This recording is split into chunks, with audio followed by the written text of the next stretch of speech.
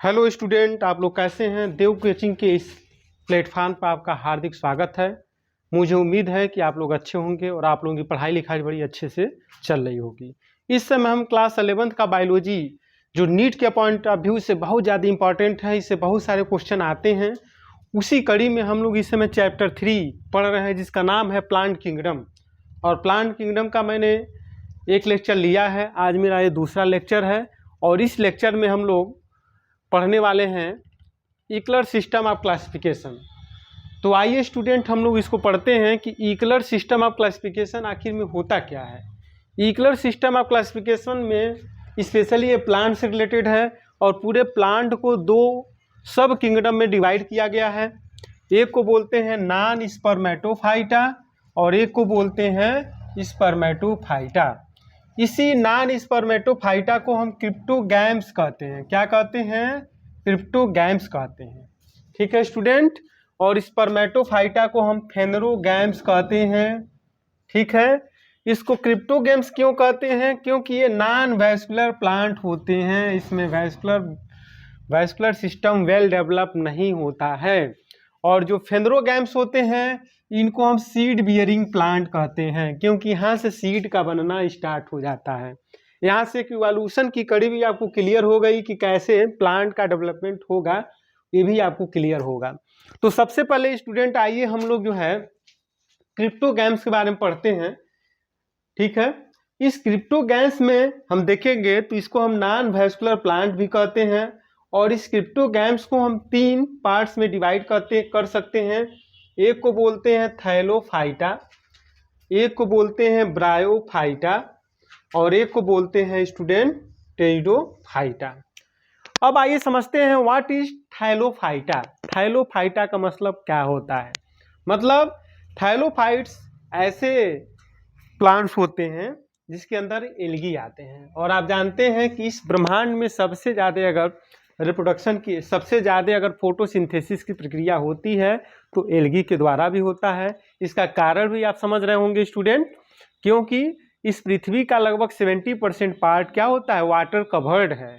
और आप जानते हैं कि सबसे ज़्यादा चाहे फ्रेश वाटर हो, चाहे वो मेराइन हो, चाहे मतलब समुद्र हो, सबसे ज़्यादा अगर कोई प्लांट का पार्ट दिखता है तो एल्गी होते हैं।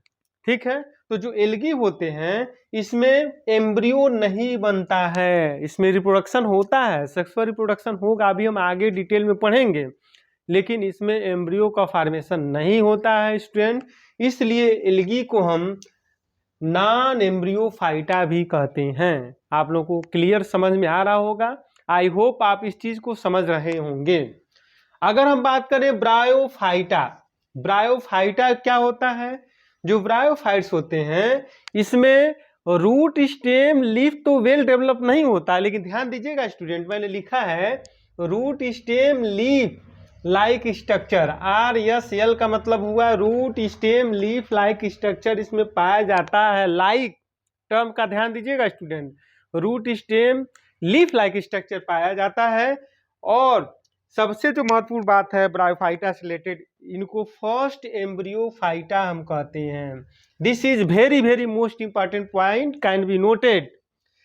फर्स्ट एम्ब्रियोफाइटा, इसको हम फर्स्ट एम्ब्रियोफाइटा क्यों कहते हैं? क्योंकि यहाँ पहली बार एम्ब्रियो का फॉर्मेशन होता है, इसलिए हम इसको फर्स्ट एम्ब्रियोफाइटा भी कहते हैं। तो इंपॉर्टेंट पॉइंट है स्टूडेंट, इसको ट्रिक लगा लीजिएगा, इसको कॉपी में नोट कर लीजिएगा। और एक बात और मैं कहना भूल जा रहा हूँ कि जो भी मैं पढ़ा रहा हूँ स्टूडेंट, इसको एक कॉपी बना करके उसमें नोट्स भी बनाते रहिए, जिससे आपको रिवीजन में आसानी होगी। अगर हम बात करें तीसरा इंपॉर्टेंट जो इसका पार्ट है, उसको बोलते हैं टेरिडोफाइटा। ये सब क्रिप्टोगैम्स के अंतर्गत आते हैं।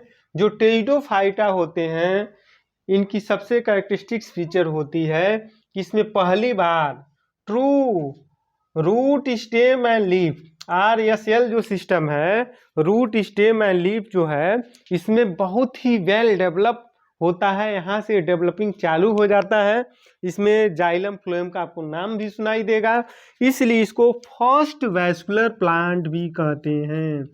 पहली बार आप देखेंगे स्टूडेंट, इसमें जाइलम फ्लोएम की भी बात होगी। ठीक है। और इसमें जो प्लांट्स होंगे यहाँ तो आप देख ही रहे हैं, थैलोफाइटा ब्रायोफाइट्स थोड़ा बड़े होंगे, चिपके रहेंगे, ठीक है। और जो टेरिडोफाइट्स होंगे धीरे धीरे इनकी हाइट आपको दिखेगी, जैसे लाइकोपोडियम, सिलेजिनेला, ठीक है। इन सब की जब बात होगी तो आप देखेंगे कि किस तरह से इनकी हाइट यहाँ थोड़ी बहुत बढ़ रही है। इसमें रूट स्टेम लीफ भी देखने को मिलेगा, रूट सिस्टम भी वेल डेवलप होगा, इसलिए इनको फर्स्ट वैस्कुलर प्लांट कहेंगे। तो आई होप आप लोगों को समझ में आ गया होगा कि व्हाट इज क्रिप्टोगैम्स, ईक्लर सिस्टम का क्लासिफिकेशन क्लियर हो गया होगा। अब आइए स्टूडेंट हम जो है डिस्कस करते हैं जो फेनरोगैम्स होते हैं, जिनको हम सीड बियरिंग प्लांट कहते हैं। इन सब का पूरा इस चैप्टर में हम लोग पढ़ेंगे। प्लांट किंगडम में स्टूडेंट हम लोग जो है इन सब के बारे में, एल्गी के बारे में, ब्रायोफाइट्स के बारे में, टेरिडोफाइट्स, जिम्नोस्पर्म और एंजियोस्पर्म के भी बारे में पढ़ेंगे। लेकिन एंजियोस्पर्म का बहुत हम यहाँ डिस्कशन हम लोग नहीं करेंगे, क्योंकि मार्फोलॉजी या फ्लावरिंग जब प्लांट पढ़ेंगे तो वहाँ पर बहुत ही डीपली हम उसको डिस्कस करने वाले हैं, ठीक है। तो आइए स्टूडेंट जो फेनरोगैम्स होते हैं इनके बारे में बताएं कि इनको भी आगे चल करके हम दो पार्ट में डिवाइड कर सकते हैं। एक को बोलते हैं जिम्नोस्पर्म और एक को बोलते हैं एंजियोस्पर्म।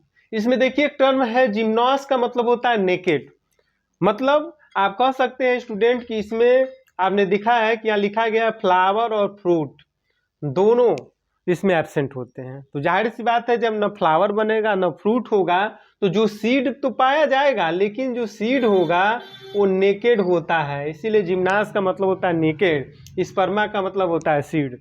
मतलब इसका सीड तो होगा, सीड प्रेजेंट होगा, लेकिन वो नेकेड होगा, इसीलिए हम इसको जिम्नोस्पर्म के अंतर्गत रखते हैं। याद रखना है कि इसमें सीड प्रेजेंट होगा लेकिन फ्लावर और फ्रूट क्या होगा, एब्सेंट होगा। I hope that's point is clear. Now angiosperm, what is angiosperm? जो एंजियोस्पर्म होते हैं इनकी खास बात यह है कि इसमें फ्लावर और फ्रूट दोनों वेल डेवलप होते हैं, इसीलिए एंजियोस्पर्मिक प्लांट को हम फ्लावरिंग प्लांट भी कहते हैं, because flowers are well develop. Calyx, corolla, androecium, gynoecium सब आपको देखने को मिलेगा स्टूडेंट, ठीक है। सब हम लोग पढ़ेंगे, एक एक का डिटेल स्टडी करेंगे, ठीक है। तो ये हो गया फ्लावर, फ्रूट्स, सारी चीज़ें इसमें प्रेजेंट होंगी। पुनः इसको फर्दर जो है दो पार्ट में हम इसको क्लासिफाइड कर सकते हैं। एक को कहते हैं मोनोकॉटलीडंस और एक को कहते हैं डाइकॉटलीडंस। मतलब जब कॉटलीडंस सिंगल होगा, सिंगल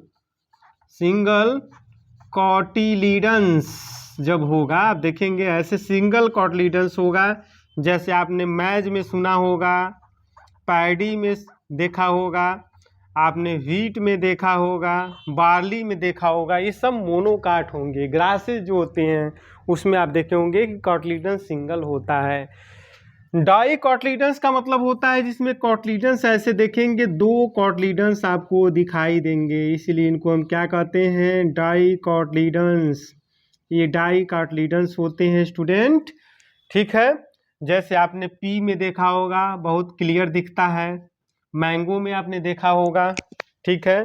तो इसमें जितने हायर प्लांट्स होते हैं सब डाइकॉटलीडंस में आते हैं, ठीक है।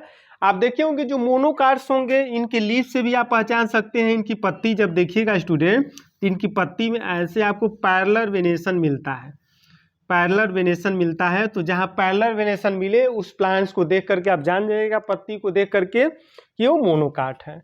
अगर पत्ती में आपको नेट लाइक स्ट्रक्चर दिखेगा, ऐसे नेट दिखेगा, जैसे आप पीपल में देखते होंगे सूखने के बाद से बड़ी अच्छा सा दिखता है पीपल प्लांट में, तो जहाँ नेट लाइक स्ट्रक्चर दिखेगा उसको हम क्या बोलते हैं, उसको रेटिकुलेट वेनेशन कहते हैं, रेटिकुलेट वेनेशन। और जहाँ ऐसे पैरेलल होता है इसको बोलते हैं पैरेलल वेनेशन, पैरेलल वेनेशन कहते हैं स्टूडेंट। तो क्लियर हो गया कि कैसे आप जानें कि कौन सा पौधा डाइकॉट है, कौन सा पौधा मोनोकाट है, ठीक है।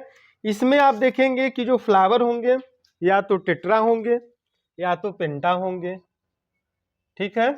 आप देखेंगे कि जो मोनोकाट्स होंगे इसमें फ्लावर ट्राइमेरस होते हैं, सॉरी इसमें जो फ्लावर्स होते हैं मैक्सिमम ट्राइमेरस या इसके मल्टीपल्स होते हैं। और इसमें मैक्सिमम जो फ्लावर आपको देखेंगे, जो फ्लावर होते हैं वो या तो वो टेट्रामेरस होते हैं, नहीं तो पेंटामेरस। टेट्रा पेंटामेरस का मतलब क्या होगा कि आप देखेंगे कि सेपल या पेटल की संख्या या तो जो है 4 होगी या तो 5 होगी। जबकि आप मोनोकाट में देखेंगे तो ये ट्राइमेरस होंगे, या तो इसमें पेटल की संख्या जो है, इसमें कैलिक्स करोला जो है मॉडिफाइड होकर के पेरियंथ में कन्वर्ट हो जाते हैं। तो मार्फोलॉजी में हम डिस्कस करेंगे। ठीक है, अब कल से स्टूडेंट हम लोग डिस्कस करने वाले हैं एल्गी के बारे में, उसके बाद ब्रायोफाइट्स पढ़ेंगे, टेरिडोफाइट्स, पूरा एक एक स्ट्रक्चर के बारे में हम लोग पढ़ेंगे। Habitat, cell structure, cell wall की संरचना क्या है। ठीक है, रिप्रोडक्शन में भी vegetative reproduction, sexual reproduction, asexual reproduction, उसके बाद से क्या इसके यूजेज हैं, क्या इसकी इंपॉर्टेंस है, सबका एक एक करके हम लोग डिटेल स्टडी करेंगे। तो आपसे रिक्वेस्ट है कि आप चैनल को लाइक करें, सब्सक्राइब करें और अपने मित्रों में अधिक से अधिक शेयर करेंगे। ठीक है, बहुत बहुत धन्यवाद। Thank you all of you.